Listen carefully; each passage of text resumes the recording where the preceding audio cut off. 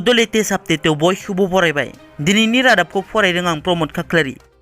गिबि निउस दङ। आसामाव फिन साखन्द्रानि सन्देहआव सासे सुबुंखौ इनायै बुनानै जखम खालामदों। बे जाथाया आसामनि काछार जिल्लायाव सोमजिदों। पुलिसा फोरमायनाय बादिब्ला काछार जिल्लायाव सासे सुबुंखौ साखन्द्रानि सन्देहआव माखासे सुबुंफोरा इनायै बुनायजों लोगोसे बिथांनि गारिखौबो सावनानै होयो। बे जाथायखौ पुलिसा खौरां मोननायनि उनाव जाथाय थिलियाव नुजाथिहैनानै साखन्द्रानि सन्देहआव गाग्लोबजानाय सुबुंखौ रैखा खालामो आरो जखम जानाय हालोदाव देहा फाहामसालियाव थिसनो आरो बेनि उनाव बे जाथायजों लोब्बा थानाय दायनिगिरिफोरनि हेंथायै केस थिसनो आरो थाबैनो ग्रेप्तार खालामनाय जागोन होनना काछार सुपारिनटेन्डेन्ट अफ पुलिस नुमाल महात्ताया फोरमायो। मावफुं सोद्रोमा राकेश ब्रह्मआ बरफ गोनां फेन रानदों। क'क्राझार सहरनि गोदान फ्लाइअभारनि साखाथियाव थानाय ना फिसिग्रा बिफानाव बिटिसिनि ना फिसिग्रा बिफाननि मावफुं सोद्रोमा राकेश ब्रह्मजों लोगोसे मावफुं सोद्रोमा उकिल मोसाहारिया RITF 2021-22 बिथांखिजों सानै ना फायखारि बिमला प्रसाद बसुमतारी आरो कुनिता गोरा नार्जारिनो बरफ गोनां ना रोगाग्रा फेन राननानै होयो।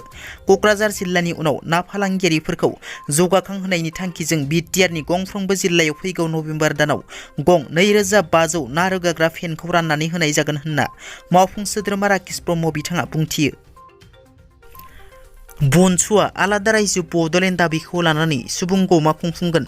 फैगौ 27 सेप्तेम्बर खालारखालि बनसुनि बानजायनायाव आलादा रायजो बड'लेण्ड दाबिखौ लानानै क'क्राझार जिल्लानि देबरगाव गेवलां फोथाराव सुबुं गौमा खुंफुंनाय जागोन होनना उदालगुरि जिल्ला बनसुआ मिथिहोदों।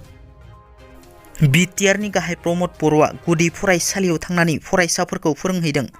दिनै चिरां जिल्लानि बिजनीनि 846 नं दाङाइगाव गुदि फरायसालियाव बिटिआरनि गाहाय प्रमद बर'आ नायगिदिंहैनानै फोरोंगिरिफोरजों सावरायलायनायजों लोगोसे फरायसालिनि सोलोंनायनि थासारिखौ नायबिजिरो आरो फरायसालिनि बिथाखौ नोजोर होयो।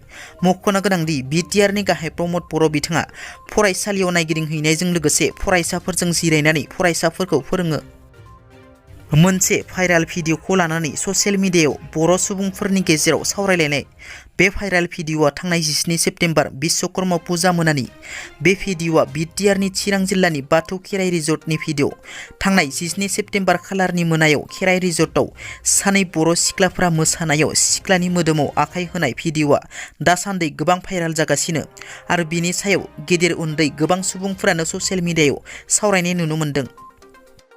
दिनैनि रादाबा एसेनोसै। नोंथांमोना जुदि आंनि चेनेलखौ दासिमबो साबस्क्राइब खालामाखै, अन्नानै साबस्क्राइब खालाम। गोजोन्थों।